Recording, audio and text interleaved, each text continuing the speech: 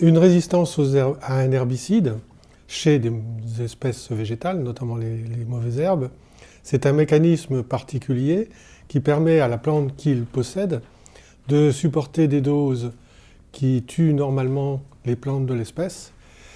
Ce mécanisme, c'est un mécanisme qui est hérité, c'est-à-dire qu'il est transmis à la descendance. Ce mécanisme permet à la plante de supporter des doses qui sont très largement supérieures, souvent, à ce qu'un agriculteur peut mettre sur la parcelle et sur la culture. Depuis qu'il y a des résistances, c'est-à-dire en gros depuis une quarantaine d'années, on s'est rendu compte qu'il y a deux mécanismes qui sont majoritairement représentés. La détoxication de l'herbicide, c'est-à-dire des enzymes qui le prennent en charge et qui le découpent en morceaux, ou des mutations sur le gène de la cible qui font que la cible devient insensible. Alors, les mécanismes les mieux connus, c'est les mutations de cible, parce que dès lors qu'on a su manipuler le DNA et puis en particulier séquencer, on a très très vite trouvé où il y avait des mutations et quelles étaient ces mutations.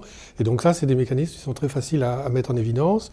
Par opposition, la détoxication, compte tenu du fait que c'est une activité enzymatique qui détruit des molécules, là, ce qui va se passer, c'est qu'elle va reconnaître une forme de molécule, elle va reconnaître des fonctions chimiques, et donc l'enzyme, elle, son problème à elle, c'est pas de savoir si nous on appelle le produit urée ou sulfonylurée ou triazine, elle reconnaît une fonction, elle le détruit. Ce qui fait qu'un produit qui a sélectionné une résistance par le biais d'une enzyme de détoxication, bien entendu, lui, sera détoxifié. Peut-être certains produits de la famille, mais ce n'est pas du tout évident. Mais en tout cas, ce qui risque d'arriver, c'est que soient aussi détoxifiés des produits d'une autre famille totalement différente, avec un mode d'action totalement différent, même si on ne l'a jamais appliqué sur la parcelle. Et du coup, c'est ce qui fait, pour les gens du terrain, des résistances croisées, imprévisibles, parce que ce n'est pas le même mode d'action, et on n'a jamais mis le produit dans la parcelle. Et ça, c'est un vrai problème. Mais pour ce qui est de la résistance de cible, là, c'est parfaitement clair et net. On peut, dès le départ, savoir, selon la manière dont fonctionne l'herbicide, s'il va donner facilement des résistances ou pas.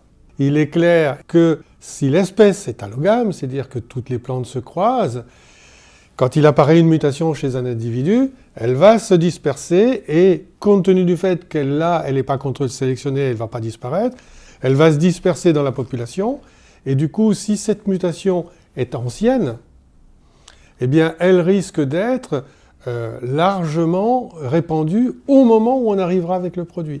Et de ce fait, au lieu d'avoir un individu sur 1 million ou sur 10 millions, on risque d'en avoir 1 sur 1000 ou des fois 1 sur 100.